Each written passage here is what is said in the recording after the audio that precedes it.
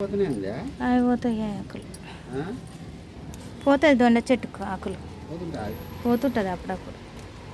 ఇక దొండకాయలు అయితే ఇగో ఇట్లా వస్తున్నాయి చూడండి, మొత్తం ఎండిపోతుంది చెట్టు మొత్తము.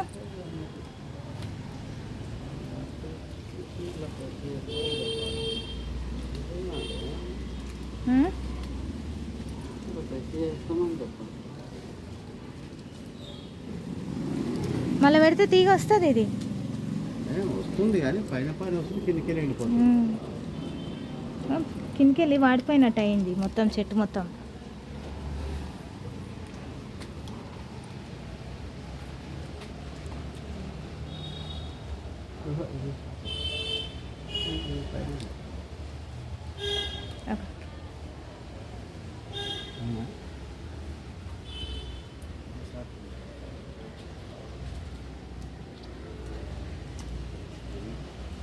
మంచి విత్తనం, మంచిదే ఇది విత్తనం, మంచిదే ఇది.